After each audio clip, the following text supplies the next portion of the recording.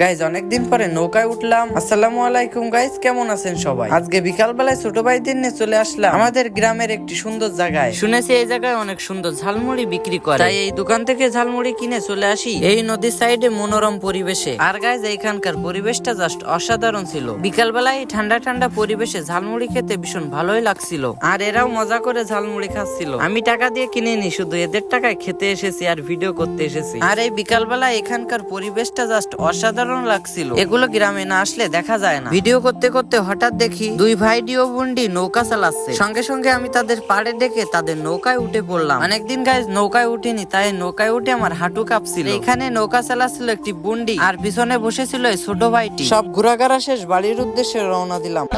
সোনামণি বসো, নতুন নতুন গাইজ আজকের ব্লগটা এই পর্যন্তই। তোমরা যারা আমার ভিডিও দেখো প্লিজ একটি লাইক ও সাবস্ক্রাইব করে দিও। বাই।